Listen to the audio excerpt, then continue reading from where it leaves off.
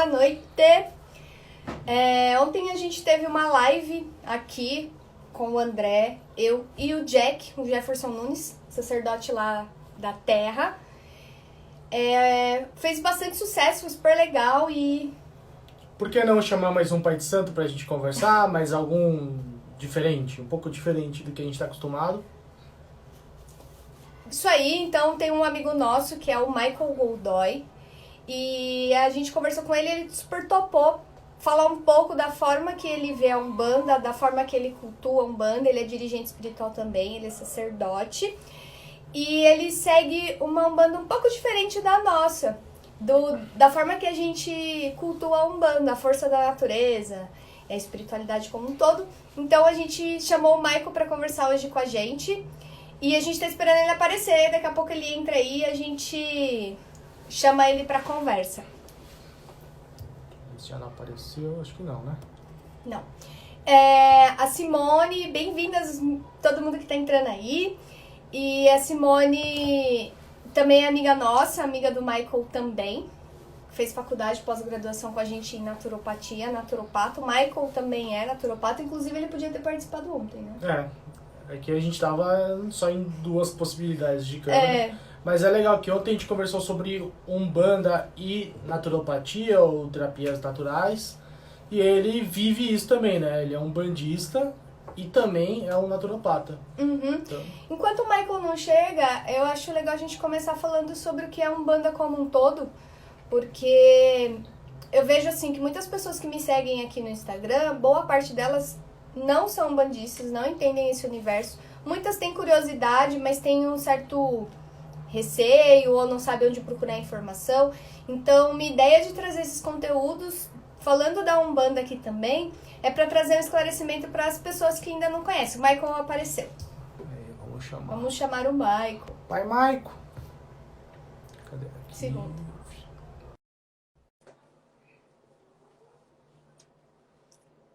Boa noite aí, galera que tá chegando agora. Então, hoje a gente vai conversar um pouquinho sobre Umbanda, uma forma diferente de cultuar a Umbanda. Oi, Michael, boa noite. Oi, Renata. Oi, André. Aê, tudo bom, Marco? Tudo jóia, e vocês? Tudo bem também. Michael, primeiro, obrigada por você participar hoje aqui da live com a gente. Vai ser muito legal, porque é o que a gente estava comentando antes de você chegar. A Umbanda que a gente segue é um pouco diferente da que você cultua, da forma que você estudou e vivencia a Umbanda como um todo. E a gente queria conversar um pouco sobre isso também, né? Bacana. Estamos aí junto. É um prazer estar aqui com vocês. Gostei muito do convite. A gente já adiantou pro pessoal que você, além de umbandista, também é naturopata. E a conversa que a gente teve ontem com o pai Jack foi justamente sobre isso. E você, como você enxerga esse link entre a Umbanda e a naturopatia? Bom, ó, primeiramente, aí a minha bênção aí de todos os meus mais velhos que eu tô vendo que estão entrando. Bem-vindos! Né? Não conheço vocês, mas agradeço a presença. Foi um prazer ser recebido lá na sua casa, inclusive, também. Nossa, a gente gostou muito. Então, eu trabalho com projetos sociais na casa do Zezinho, né? E aí, projetos de educação e projetos de saúde. Então, quem gosta aí de doar tempo, quem gosta de doar dinheiro, quem gosta de contribuir um pouco para o mundo, pode conhecer a gente na Casa do Zezinho, né? E a Casa do Zezinho, ela trabalha muito com a saúde integrativa. E eu vi que vocês fizeram um trabalho aí olhando a Umbanda e a saúde integrativa, e tem tudo a ver. Porque uma das coisas que me levou a estudar naturopatia foi porque tudo que a grade, né, da faculdade ensina nesse curso, as nossas entidades já trabalham e já fazem há muito tempo.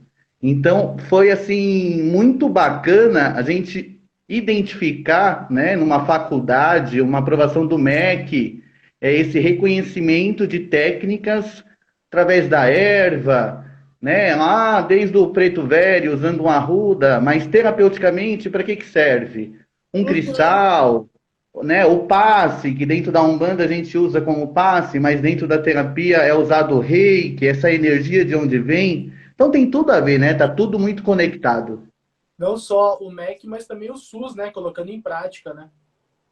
Sim, o SUS, né? A gente vê aí que somente benzedeiras, médiums vinham trabalhando há 20 anos atrás.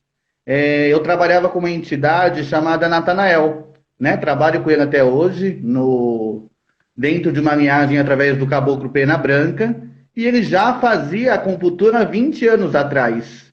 E eu só fui conhecer essa técnica há 2 anos, quando a gente terminou o nosso curso. Então, é muito gratificante a gente olhar, né, para a evolução do mundo em pegar técnicas que só os mais antigos, os mais velhos, né, traziam, as entidades vinham trazendo para a gente, e está aí disponível para todo mundo, profissões, está muito presente no nosso dia a dia, e essa quarentena, então, está trazendo mais essa consciência, né? Não só a consciência do que a gente está aprendendo dentro da Umbanda, como esses cuidados naturais, né? Claro. E eu até comentei também isso ontem, Michael, de que a Umbanda viabiliza as terapias naturais para pessoas que ainda não têm acesso, porque infelizmente ainda é um pouco caro você fazer um tratamento Sim. com a terapia integrativa, porque são tratamentos longos e nem todo mundo financeiramente tem condições. Então, a Umbanda, de alguma forma, também trabalha isso, claro que utilizando outra egrégora. E você também, como mencionou na Casa do Zezinho, também tem um apoio de levar isso, né, essas técnicas para as pessoas que não conseguem, não têm condições financeiras. Então, sua vida toda é em prol do outro, Michael. De ajudar as pessoas. Assim, né? Quando a minha mãe deixou eu botar o pé para fora, os meus amigos escolheram ir jogar futebol no campinho. Eu escolhi para Macumba. Então, conta pra gente, Michael, como que começou sua vida espiritual aí na Macumba? Como que você foi? tropeçou e caiu na macumba? Bom, ó, eu nasci aí numa religião católica, né? Minha família sempre foi muito católica, mas é aquele católico que lá Meio no macumbeiro. fundinho da casa tem a Igual a minha macumba, mãe. né? Uhum. Então, assim, a primeira vez que eu fui para um centro de Umbanda, se eu não me engano, foi em 1991. Eu tinha 7 anos de idade. Foi numa festa de Cosme e Damião. É o que atrai aí todas as crianças, né? A minha mãe trabalhava no templo de Umbanda Pai Jacó, que foi o meu primeiro pai de santo, né? O Pedro Vitorino, sua bênção. Aprendi muito lá. Então, com 7 anos de idade, eu só me encantei. Mas muito pequeno, né? Era uma Umbanda muito assim conservadora, não permitia tanto as crianças estarem presentes, né? Ele seguia aí uma vertente do Pai Jamil, do União Tendas e Umbanda e Candomblé, né? Então, assim, só aos 14 anos mesmo eu pude ingressar, começar o meu desenvolvimento nesta casa, Templo de Umbanda Pai Jacó, que é uma casa de baiano, né? Que fica aqui na zona sul de São Paulo também, na região do Monte Azul. Então ali eu iniciei minha caminhada. Quando eu completei os 21 anos, eu cheguei aí para o templo de Umbanda Pai Jeremias, que é o terreno de um tio meu, Nossa, que eu amo você sabe muito. que a gente conhece 2 Jeremias, né? 2 casas de Jeremias. Uma aqui Tem na nossa rua. Nossa, e assim, Pai Jeremias foi uma pessoa, é uma entidade, né? Uma pessoa. A gente tem tanta proximidade que é como se fosse Sim, os meus uma guias são pessoa. pessoas. E já essa Umbanda do Pai Jeremias é uma Umbanda kardecista, né? Gente, A do Pai Jacó é uma Umbanda mais para o catolicismo. A do Pai Jeremias já foi uma Umbanda mais para o kardecismo. Isso quando eu tinha 21 anos. Quando eu fiz 28, eu fui para a Casa Mãe Guaciara.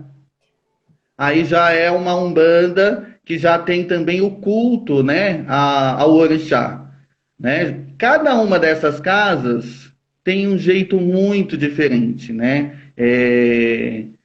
Todos têm uma semelhança através do amor, da doação, do seu tempo, do conhecimento, do acolher, do ensinar, mas cada uma numa prática, né? Pai Jacó, seguindo muito para o catolicismo, eu lembro que o Congá é cheio lá de São Jorge, Nossa Senhora das Graças, Santa Bárbara, Já no o Congá do Templo de Umbanda Pai Jeremias, só tinha a imagem de Jesus, né? Não se tinha guias no pescoço, as entidades não usavam tantos adornos, já era uma umbanda mais kardecista, onde no momento do passe o guia aconselhava, aquela conversa, sabe, de pegar no colo.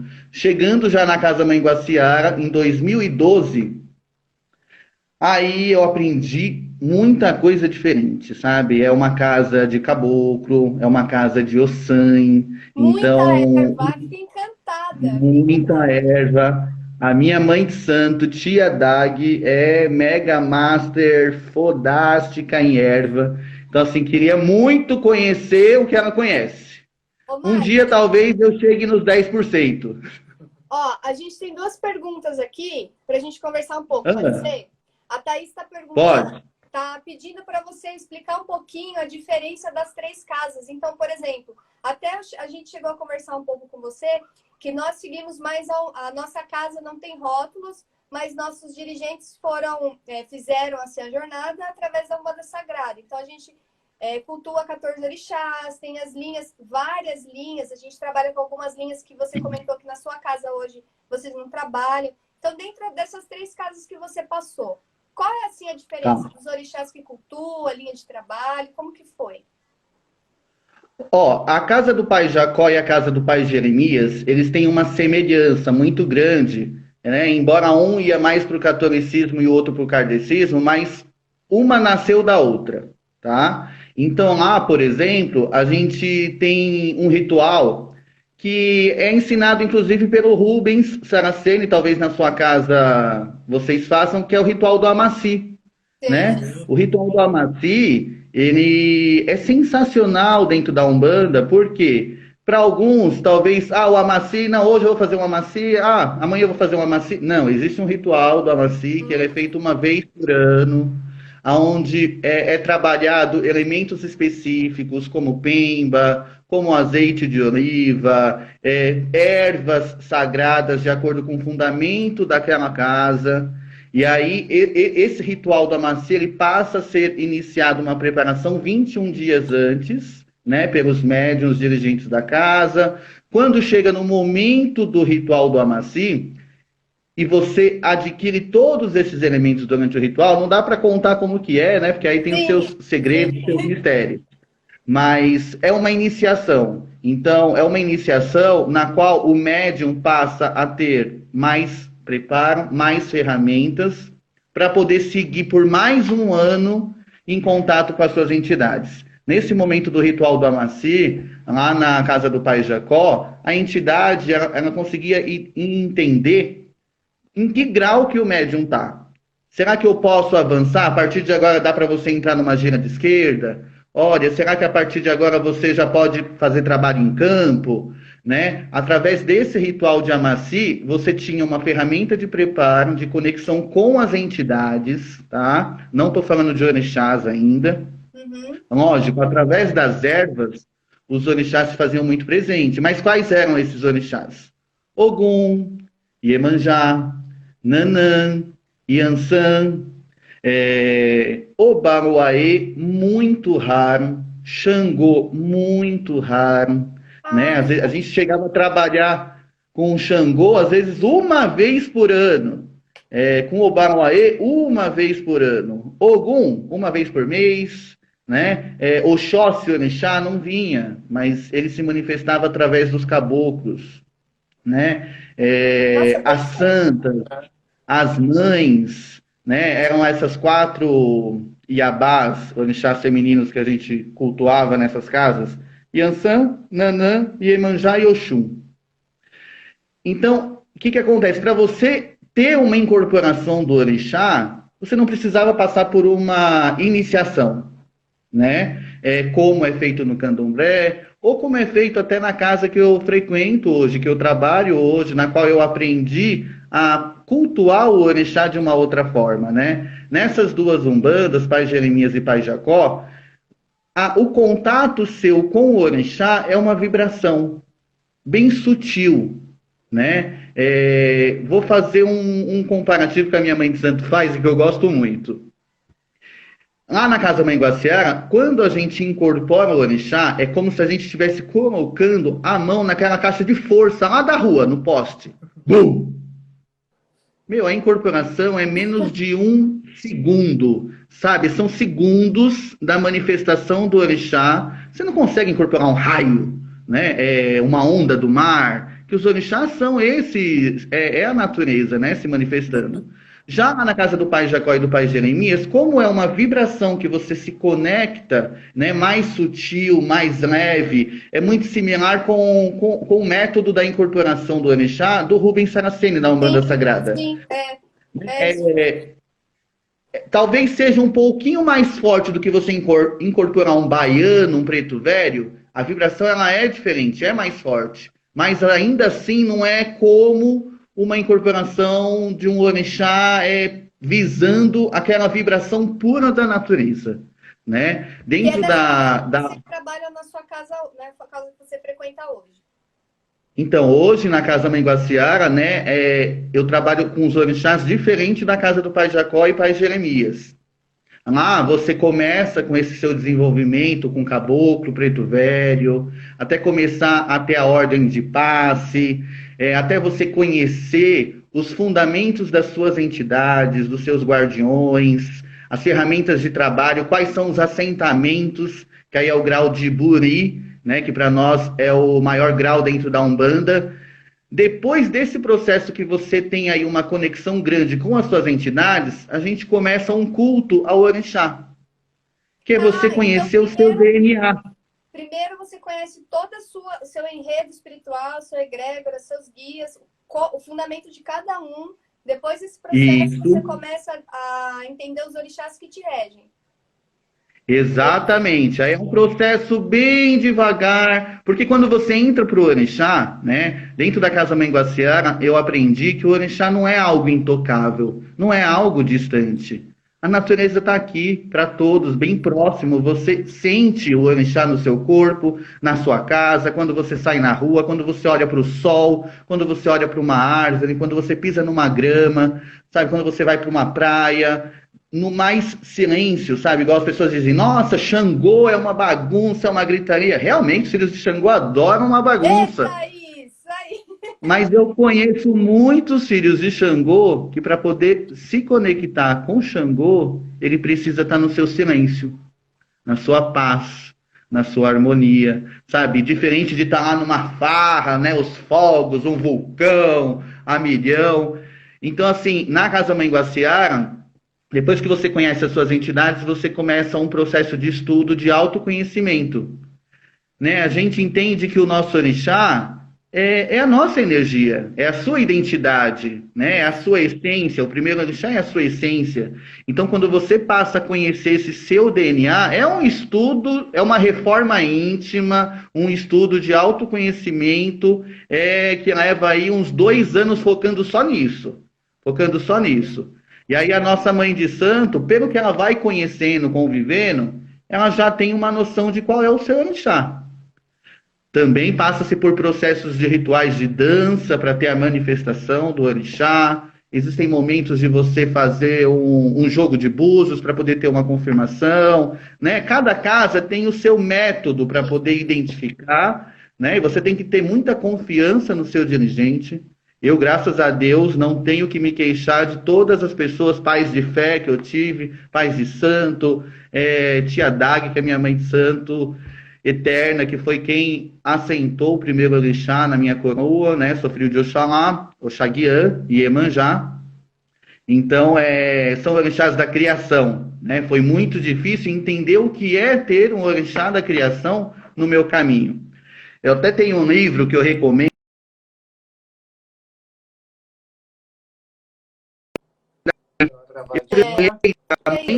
De Iemanjá. Esse livro é muito bacana, que ajuda a gente a entender numa visão, né, do orixá. Isso, o livro da criação. É do pai Rubens. Então ele explica, né, os orixás da criação, essa formação é muito bacana. Assim que eu fiz o primeiro ano de feitura no orixá, a mãe Bia de Iemanjá me presenteou e foi fantástico, ajudou a compreender muito. Hoje, né, a gente tem acesso a muitas informações, a internet, a minha mãe de santo conta que lá atrás não tinha tudo isso, né? Você tinha que explorar o campo, conhecer outros terrenos. Hoje a gente tem conhecimento aí, ó, muita gente dando, muita gente vendendo, muita coisa errônea, muita coisa bacana, né? Na minha opinião, não existe certo ou errado. A gente tem que aproveitar, olhar para dentro de si o que de como que a gente absorve isso. Depois você conhece os seus outros orixás, né? Você está me ouvindo, Rê? Como que funciona da sua forma de ver? Porque, por exemplo, no fundamento da nossa casa, são 6 orixás que formam a nossa vibração, né? Que são o orixá de frente, né? Que é o de frente adjunto, o padrinho e madrinha, e o ancestral e o recessivo. São 6 orixás. Como que você vê essa estrutura? Só assim, vendo, Maicon, você pode explicar rapidinho o que é orixá para você? Porque eu estou vendo aqui, tem algumas pessoas que ainda não conhecem muito bem essa egrégora. Não conhecem o que é orixá, enfim. Qual que é o seu ponto de vista antes de responder essa pergunta? Ó, gente, entidade, espírito, caboclo, preto velho, é aquele que já teve vida, é um espírito que você incorpora e se manifesta, ele tem uma consciência própria, e aí você tem essa conexão ao ponto de incorporar, conversar, atender. Já o orixá não. O orixá é energia, né? Eu vejo o orixá, para mim, quando eu olho para o mar, eu não vejo só Iemanjá. Né? Na água tem ar, ali eu também encontro Oxalá. Existem as águas quentes, eu posso encontrar também Xangô, também posso encontrar Exu. Né? A gente precisa conhecer um pouco aí dos 4 elementos, fogo, terra, água e ar, para poder começar a compreender na natureza onde que estão os orixás. Né? Para mim, orixá é isso, é energia, é vida. Quem tem orixá é feliz. Assim me ensina a Tia Dag, e eu não tenho dúvida, quando eu conheci o orixá dessa maneira de acordar, olhar para mim, olhar para o céu e dizer, nossa, tá aqui, presente, dentro de mim, nossa, a vida da gente muda. Para mim, assim, quando você incorpora uma entidade, é como se fosse uma energia de fora que vem para dentro para se manifestar. E quando eu incorporo orixá, para mim é uma coisa que sai de dentro e vai para fora, sabe? É uma expressão que sai de dentro e vai para fora. Para mim essa é a diferença. Na casa que eu tô hoje, a gente cultua aí a roda de Ododua, que são 16 orixás, mas vão muito além, né? É Exu, Ogum, Oxumaré, Xangô, Obaluaê, Ossan, Oxóssi, Euá, Obá, Iansã, Iemanjá, Oxum, Nanã, o Tempo, Oxalá, são muitos orixás. Também Ogunedé, né? Euá, como você disse. Iroko, eu tenho um quadro, Iroko, que é o orixá Tempo, né? E eu tenho um quadro, ó, vê aqui se dá para vocês acompanharem. É um quadro chamado Roda de Ododua. Que lindo, que lindo. Aqui são os orixás do fogo. Aqui os orixás da terra, os orixás da água e os orixás do ar. Para mim, isso daqui é o planeta Terra, é vida. Né? Cada elemento desse é uma manifestação para poder compor algo na natureza. Tem um vídeo no YouTube muito bacana que se chama Xirê dos Orixás. Ele explica, é fantástico, ele explica cada elemento, essa formação do planeta, é sensacional. E quem gosta e quer aprender sobre orixá, eu recomendo muito esse livro aqui do Reginaldo Prandi. É bacana demais, é sensacional. Você aprende muito, tem muitas histórias, muitas lendas, né, que é a mitologia dos orixás. Isso daqui para mim é a Bíblia dos orixás. Tem muita coisa bacana aqui, vale a pena. Lá na casa você tinha perguntado qual que é a sequência, né? A gente tem primeiro ano, que é a sua essência, seu orixá de frente. No segundo ano é o seu ajuntó, aquilo que te complementa. No terceiro ano, você assenta um orixá que está muito ligado à sua herança, aquela tarefa que você vem cumprir, baseado muito ao karma familiar. E por último, tem o orixá do colo, que é a energia daquele orixá que você consegue o refúgio, né? Buscar o amparo. Então a gente trabalha aí com esses 4. né? Não necessariamente tem que ser 4 orixás. Às vezes você pode ter 2 ou 3 de frente no seu primeiro ano, ou 2 no seu segundo. Eu, por exemplo, no segundo ano eu tenho Iemanjá com Oxumaré. Né? Isso vai muito de casa para casa, de pessoa para pessoa. Nem todo mundo é igual. Não é porque eu sou muito Sim. parecido com uma pessoa que eu tenho o mesmo santo que essa pessoa, né? É o DNA. Cada um tem o seu, né? Você pode nascer no mesmo dia, ser gêmeo é diferente. O orixá é outro, né? A sua essência é outra. Ô, Michael, vocês trabalham com intercruzamento de orixás? Tipo, Xangô da água, alguma coisa assim? Olha, Xangô da água, existem qualidades de orixás, Isso, né? Para você chegar numa qualidade de orixá, isso daí é uma caminhada tão grande. Ano passado me formei como pai de santo, né? Pai no santo, recebi o DK na Casa Menguaciara, e tem muita coisa que até das entidades eu não sei. Quem dirá a qualidade de um orixá? sim. É uma caminhada muito grande até você conhecer, né? Você conhecer quem é o seu caboclo, isso é um grande desafio. Já é uma grande conquista. Saber quem é, de onde vem, por que vem, qual é a sua missão com ele. Chegar no seu orixá. Qual é? Ah, é Oxalá? Meu. O que é Oxalá? Como que eu posso viver com esse orixá na vida? Porque o orixá não é só para mim, né? A religião não é só para mim. Qual é o ganho de cultuar uma umbanda para o mundo, para a vida? Né? Eu estava conversando com um amigo meu essa semana, o Gilson, né, filho de Oxóssi, está lá na Casa Menguaciara, ele entrou comigo praticamente no mesmo ano na casa, a gente chegou a fazer camarinhas junto, e eu estava falando assim, Gilson, a Umbanda está deixando de ser uma religião para mim. Por quê? Para mim, tá? Porque religião é aquilo que te religa a Deus. E, a Umbanda me possibilita estar ligado a Deus o tempo todo. Então ela já está virando o quê? Um estilo de vida. É um estilo de vida, não é mais assim uma religião que eu me conectava na sexta-feira à noite quando eu ia para o toque. Ah, só no momento de incorporar. Não, a sua conexão ela tem que ser constante, não só no dia do trabalho, é o seu estilo de vida, né? Os nossos dirigentes, o Júnior e o Jack, eles falam, depois que você vira macumbeiro, você vê macumba em tudo. É o tempo todo você acha conexão com os orixás, com guias. Realmente é um estilo de vida, né? É uma vivência. Você vai no supermercado, você não faz mais compra só para fazer a sua janta, o seu café da manhã. Quando você olha um mamão, você já associa a Iemanjá. Quando você olha um kiwi, você já associa a Ossan. É tão presente tudo isso quando você vive, né? É muito engraçado. Muito legal, né? Tem uma pergunta aqui. Cadê? Da Degmar. Qual é a diferença entre Umbanda e Candomblé? Ai, ai. Bom, são duas religiões, né? Que dizem aí ser brasileira. Na verdade, são duas religiões que adquiriram esse nome, né? Nascendo aí no Brasil. Para mim, a Umbanda não tem 111 anos, não sei nem qual é a idade do Candomblé, porque eu não sou do Candomblé, mas, né, os egípcios, para mim, eles já praticavam Umbanda sem ter o nome Umbanda, né, de uma outra forma. É o culto à natureza, né, Michael?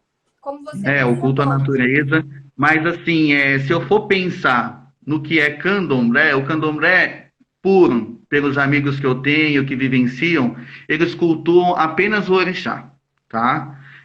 Já a Umbanda, que era a Umbanda lá do Pai Zério, de 111 anos atrás, eles cultuam apenas as entidades.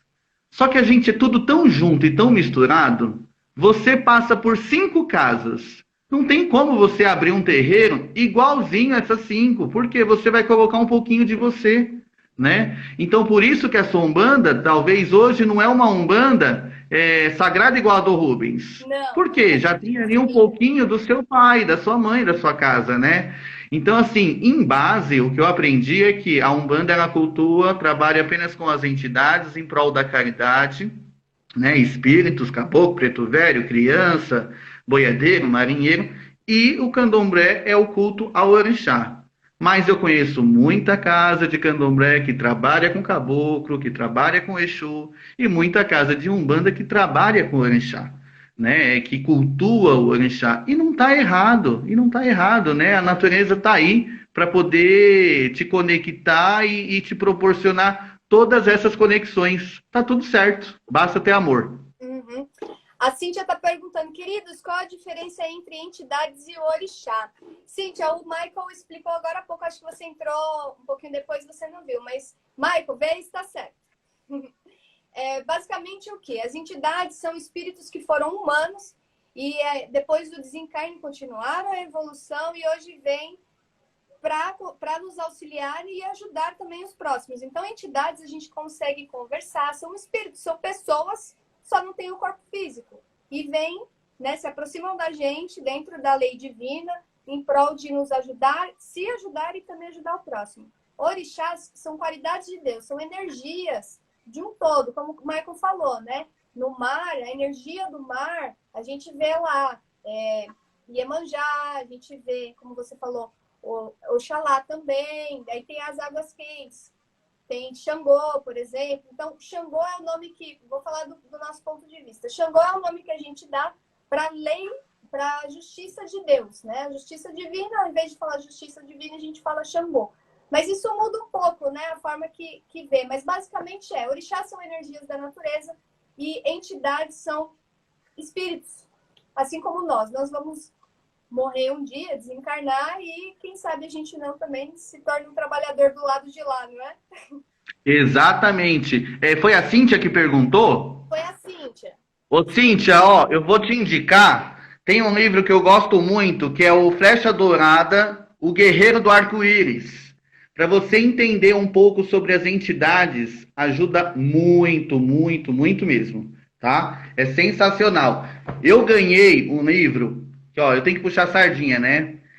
Sermões de um Mestre Pena Branca. Eu ganhei da Dona Júlia, uma mãe de santo, filha de Xangô. Ela fez parte lá da casa que eu trabalho, que é a Casa Mãe Guaciara. Quem quiser conhecer é só acessar o Face, Casa Mãe Guaciara, com Y. Tá fechado agora, mas quando tiver um tempo, vá lá conhecer. Eu sou suspeito para dizer, porque é muito amor, é muita... A tia Dag, ela não desenvolve médiums. Ela desenvolve ser humano. Médium, o cachorro, a galinha, todo mundo tem mediunidade. Mas você ser humano, você olhar para o mundo como um caboclo, você olhar para dentro de si, olhar para as suas atitudes, é isso que vai te fazer um médium, né? De verdade. É isso que vai, essa sua reforma íntima, as suas atitudes, que fazem com que você consiga se conectar com as suas entidades. E esse livro aqui que a Dona Júlia me deu me ajudou muito a conhecer sobre Pena Branca, a maneira dele pensar, a maneira dele trabalhar nos seus filhos, né? Não existe só um Pena Branca, existem muitos. O Pena Branca que eu trabalho nem índio é. Ó, eu vou mostrar aqui para vocês um quadro que eu amo muito, que é o Caboclo Pena Branca que eu trabalho. Não tem pena. Ele foi feito pelo pai de santo Tio Garru, que é o esposo da tia Dag, né? Pai de santo lá da Casa Mãe Guaciara. Ele que pintou, é um médium sensacional, tem o dom, né, da pintura mediúnica. Olha que show! Cadê? Eu vou mostrar o meu também. Nossa, que legal. Que lindo! Né? Quem disse que caboclo tem que ter sido um índio? Quem disse que um preto velho... Quem disse que um preto velho tem que ser negro, escravo? É o caboclo da Pedra Grande.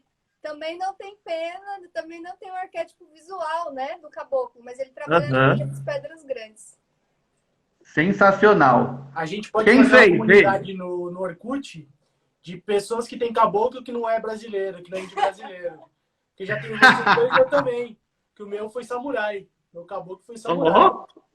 Show de bola. A Umbanda é isso, né? Ela agrega todo tipo de gente, todo tipo de espírito, né? É apenas um dos jeitos, uma das maneiras de organização para a gente praticar, para a gente cultuar. Por isso que não existe um padrão.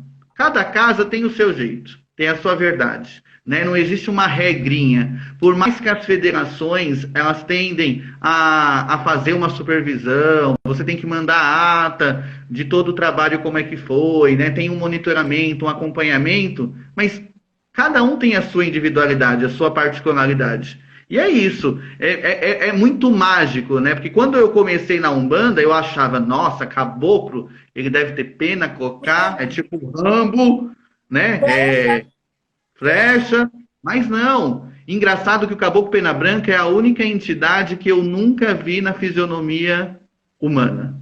De todas as entidades que eu trabalho, é o único que eu nunca vi a sua fisionomia. E é o único que eu tenho o quadro. Uma semana antes de eu ganhar esse quadro, o Caboclo Pena Branca me permitiu, na bênção de Oxalá, a conhecer a cidade espiritual que ele vive. E quando eu tive essa oportunidade, eu fiquei encantado. Alguns amigos meus que estão aqui assistindo estavam juntos no dia que eu tive essa visão. Deve ter aí mais ou menos uns 4, 5 anos. Eu estava na Ilha Comprida, né, litoral de São Paulo, e eu tive uma visão fantástica sobre o mar, sobre essa cidade. Fiquei encantado, em choque, nunca tinha visto nada parecido. Uma semana depois, eu recebo esse quadro do Pena Branca, né, que eu tinha encomendado alguns meses antes, e quando eu olho para o quadro, eu enxergo muitos traços do quadro relacionado com a cidade que eu vi. Caramba. E aí foi a certeza que eu tive de que esse quadro é o meu caboclo. É ele mesmo. Porque eu nunca tinha visto ele. Então, assim, se chegasse lá um caboclo cor-de-rosa, eu ia acreditar. Mas não, ele tem detalhes que são muito específicos da cidade que eu vi. Esse momento foi muito mágico na minha vida. Foi uma das passagens, assim, mais marcantes, mais encantadoras. Quer ver? E é uma coincidência, porque você é filho de Oxalá, e Pena Branca, o branco também é relacionado com Oxalá, certo? Isso. Eu não acredito em coincidências, né? Se eu sou um filho de Oxalá, é questão vibracional, né? A entidade que me acompanha, o mestre que me acompanha, ele vai ter uma sincronia com essa energia que eu carrego, né? Em Caboclo Pena Branca, ele não é só o Caboclo da Paz, ele é um guerreiro, né? Ele luta muito, assim como um Caboclo de Ogum. Ele proporciona muito a paz, a tranquilidade. O seu jeito de conversar, de atender é muito calmo, muito sereno. Por ser um caboclo que trabalha muito com Oxóssi e com Oxalá, ele trabalha muito a busca da fé, ele trabalha muito o mental das pessoas. Então, em todos os seus atendimentos, ele procura fazer a pessoa a imaginar um estado de vida feliz. Pensa em alguém que você gosta muito, pensa em algum lugar que você gostou muito de ir. Então ele trabalha muito a sua mente, né? E os caboclos Pena Branca, Tia Dag, minha mãe de santo, ela ensina que são caboclos, todo caboclo pena é caboclo de cura, né? E eu perguntei para o caboclo Pena Branca uma vez, foi assim, mas e aí?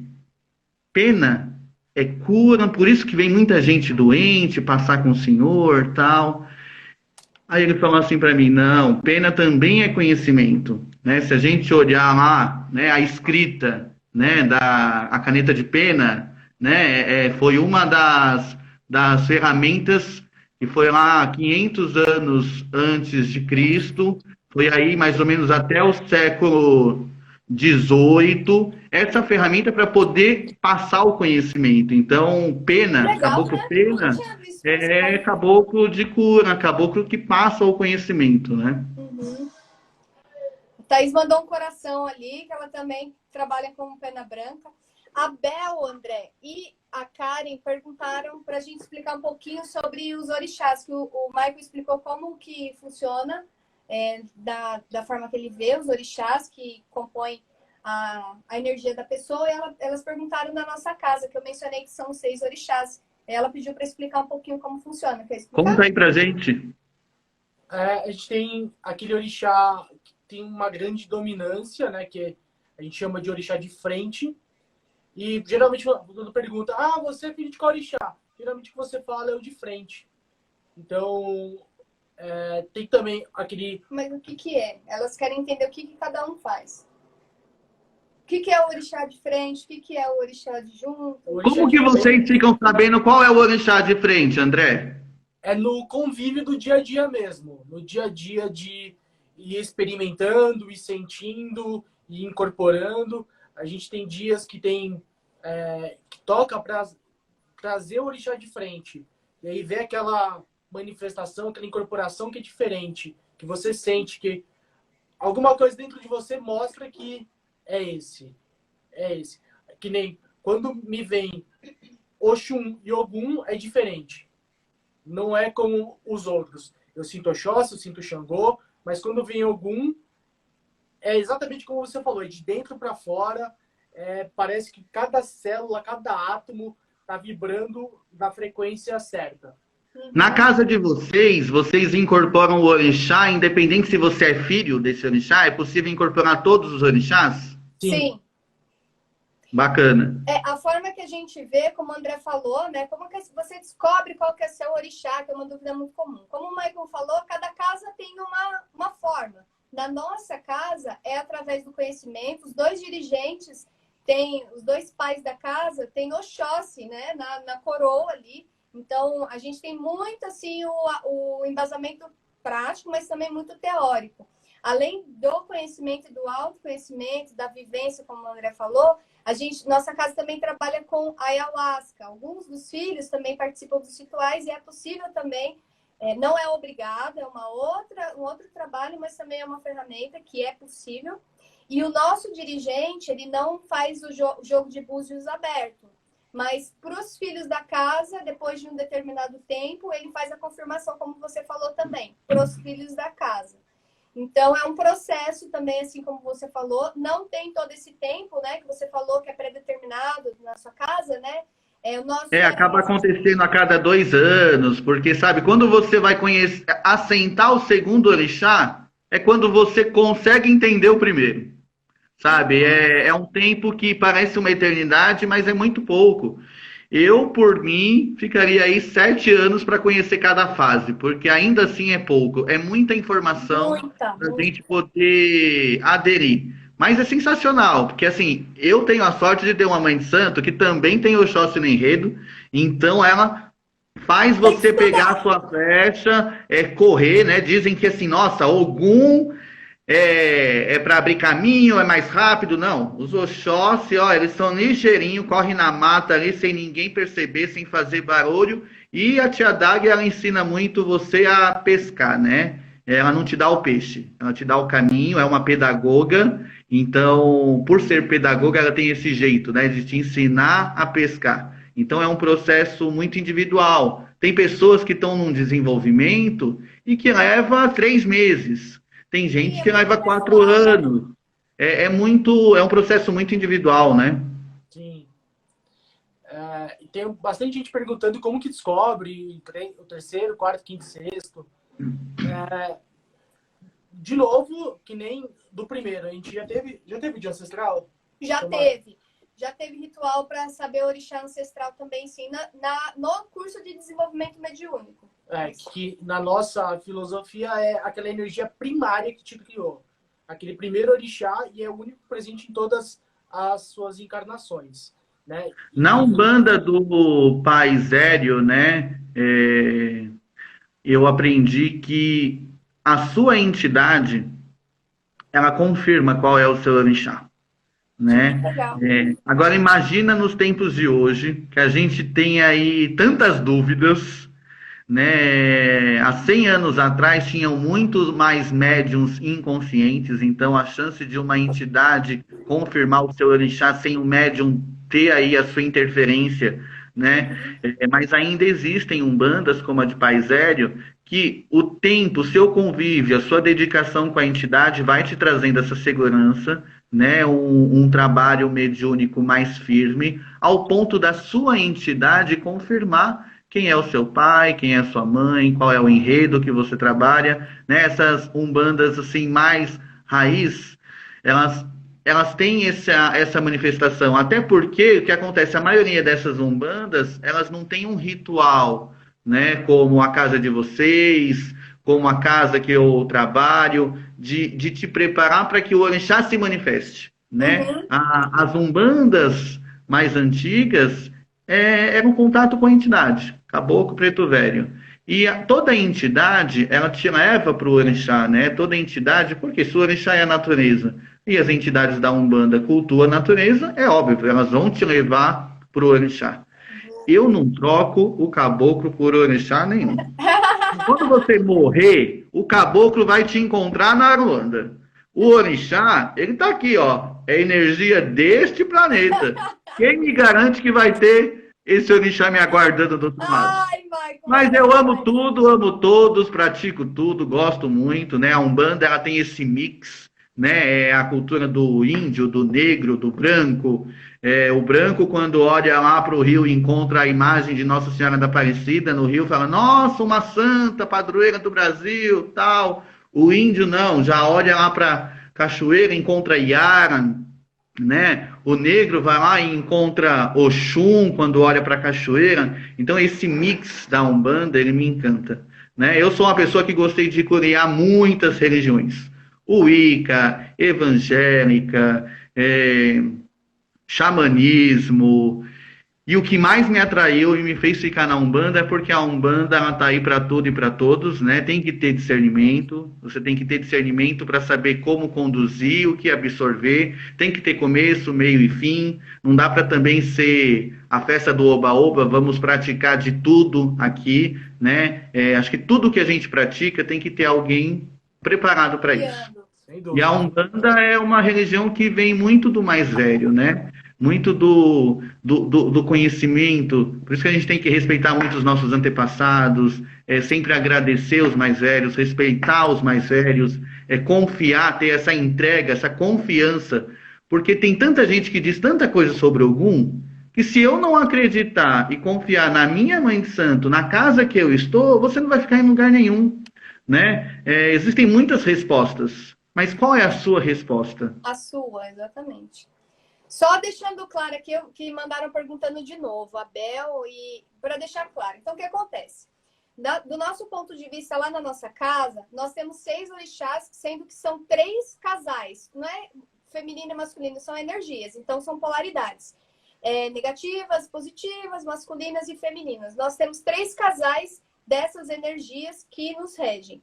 4 deles, que são orixá de frente, adjunto, padrinho e madrinha, são energias orixás que estão presentes conosco nessa vida para ajudar a gente a desempenhar as missões que a gente se predispôs a fazer e o que a gente veio desempenhar nessa vida. Por exemplo, eu tenho Oxóssi de frente. No longo da minha vida, eu descobri que ensinar, dar aulas, fazia parte de uma missão que eu tenho a desenvolver aqui. Inclusive, o meu caboclo Pedra Grande lá me orienta muito nisso. E Oxóssi é a energia de Deus relacionada ao desbravamento, ao conhecimento, à expansão. Então, essa energia me rege de frente para me ajudar a desempenhar essa, dentre outras missões que eu assumi, que eu ainda não sei todas, né? Mas, enfim.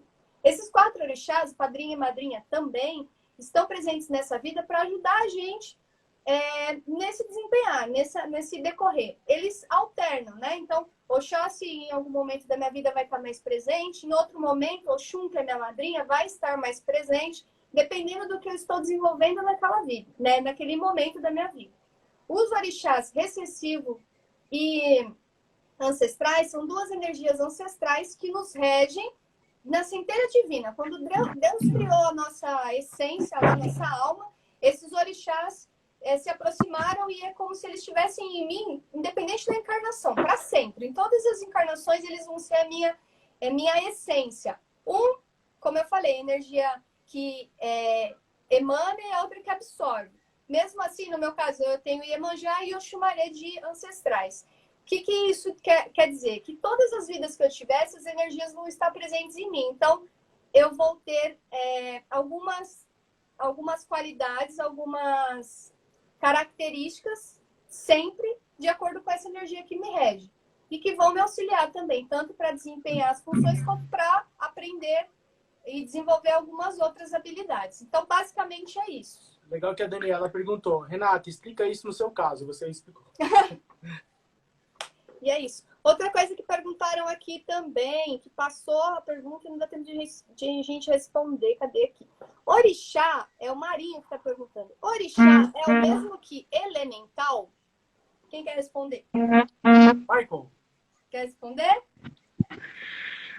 Olha, o assunto aí dá para umas 3 lives, viu? Mas assim, orixá, para chegar em orixá, você tem que passar por essa energia elemental, tá? Vamos dizer que é como se o orixá fosse desse tamanho em questão de energia e o elemental fosse uma centelha, tá? Tudo é energia. É como se fosse a proporção disso, né? A diferença é a proporção. Essa explicação eu gostei. Resumindo é isso. Resumindo é isso. É muito legal porque o Jack, lá na nossa casa, a gente trabalha bastante com elementais também, com essa energia. E uma das vezes o Jack explicou isso, né? Isso. Que um elemental, no decorrer ali da evolução dele também, e no desempenhar do tempo, enfim, algo que a gente, humano, não consegue compreender, aquele elemental é uma força, por exemplo, de Oxum em determinada quantidade, que foi o que você conseguiu explicar assim, de uma outra maneira, mas é bem isso, né? Que legal. Ô, Rei, posso fazer pergunta? Opa, ela conversa. Ó, eu gosto muito de Umbanda e eu acho que as pessoas quando iniciam na Umbanda, elas têm uma dificuldade muito grande com a consciência, né? A consciência durante a sua incorporação. Na casa de vocês, da maneira que vocês aprendem, que vocês vivem, como que é trabalhada essa questão da consciência, né? Por que eu pergunto?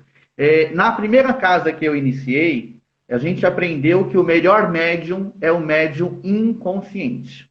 Então, a busca por essa inconsciência era muito grande. A gente conseguia, inclusive, alcançar, porque nós usávamos banhos contínuos de ervas que favoreciam muito a isso, né? E a erva tem um princípio ativo, então ela vai alterar essa sua consciência. É possível isso. Já na segunda casa que eu trabalhei, não tinha esse negócio do melhor. Inconsciente ou subconsciente ou consciente, não existia o que é melhor. O importante é o resultado. O autor dessa obra, o caminho que ele percorreu, isso é um processo individual.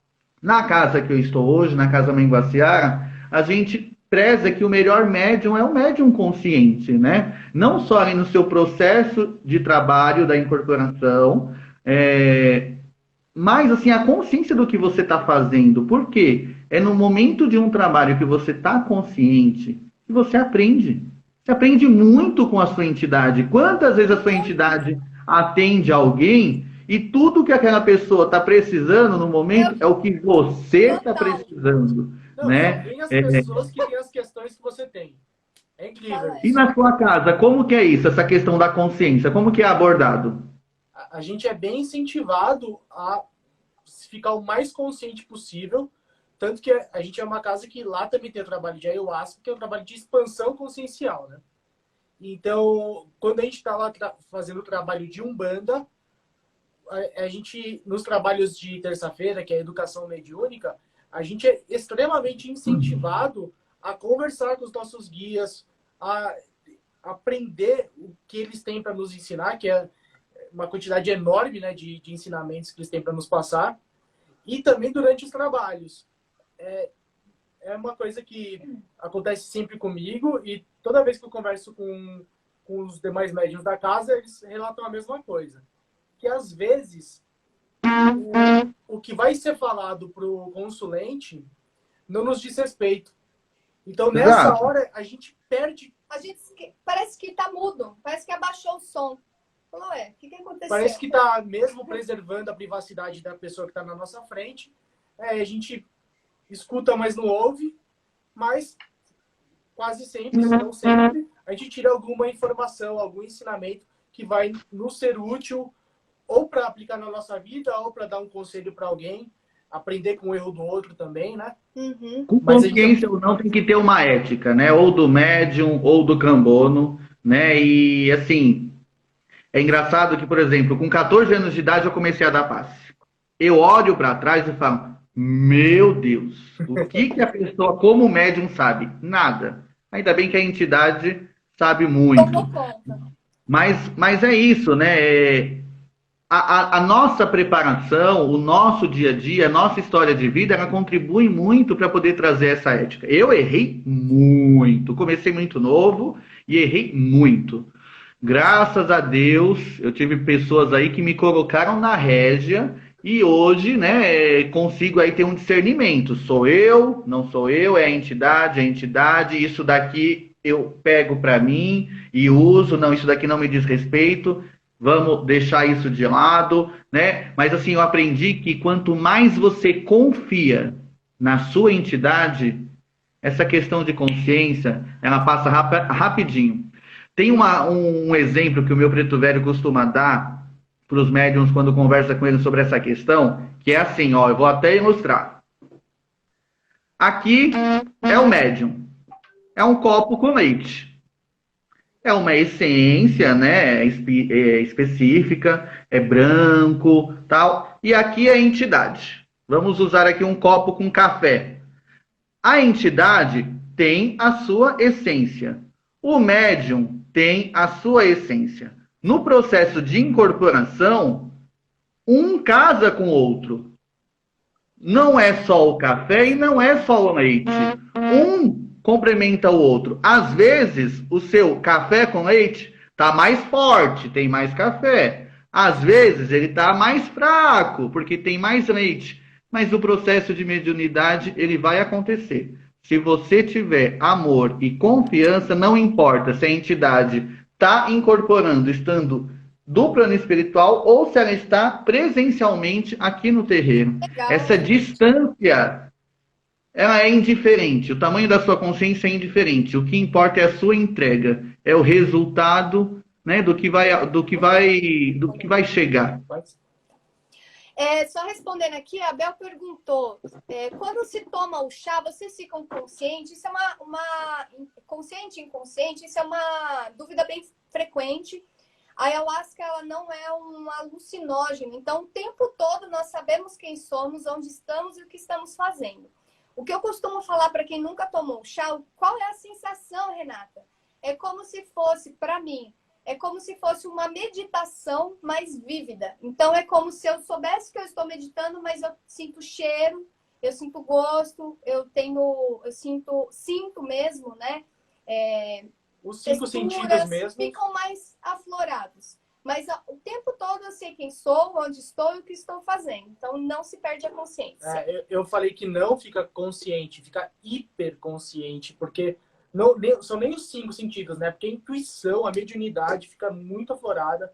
E às vezes você vem o nome de um irmão, você sente um irmão que está no ritual, você olha para ele e ele está olhando para você. É muito doido. As conexões são incríveis. Muito, muito Isso legal. é um papo para outra live, né? Só uma coisa, gente, que a gente tem 1 hora aí, tá acabando. Só queria fazer mais uma pergunta. Primeiro, agradecer a todos vocês por estarem aqui com a gente. O Michael por ter aceitado esse convite. Espero que você volte, porque foi muito legal. Tamo junto. Falta 2 minutos, então só os agradecimentos. E quero fazer uma pergunta polêmica, Michael. Que aí é uma questão que eu converso muito aí com a Thaís, com o pessoal. E vamos lá. Michael, o que é mediunidade para você? Você acredita que é um dom, que é um karma? O que você acha que é? Para você, o que você sente? 1 minuto e meio. 1 minuto e meio. Meu Deus. Bom, primeiro que para mim, todo mundo tem mediunidade. Eu cheguei a fazer um estudo recente e eu encontrei mais de 80 tipos de mediunidades, né? Então, existem vários tipos de mediunidade. Eu entendo que tudo isso é dons, né? Presente não é karma. Tudo depende de como você lidar com isso. Você pode jogar um pano branco e ocultar um dom que você tem e guardar isso às 7 chaves, ou você pode usar isso para poder fazer coisas boas, ou assim como tem muita gente que usa até para fazer coisas que não são boas. Mas, para mim, assim, é uma dádiva, né? A gente tem que agradecer e eu não vejo esses dons mediúnicos como algo sobrenatural. Para mim, isso é tão natural, né? A ciência explica, né? A física quântica explica. Então, não é algo assim intocável, sobrenatural. Nossa, ele é médium. Não, todo mundo tem mediunidade. Alguns já transborda, alguns já nascem com isso muito latente, outros conseguem desenvolver, né? Quem disse que para você ser pai de santo você tem que incorporar? Quem disse que para você ser médium você tem que ter visão? Não, meu, existem vários tipos de mediunidade. Isso é dom de Deus. Quem tem a chance de usar, use e faça o bem com isso. Obrigada, Valeu, Michael. Michael. Obrigada, Eu gente. que agradeço.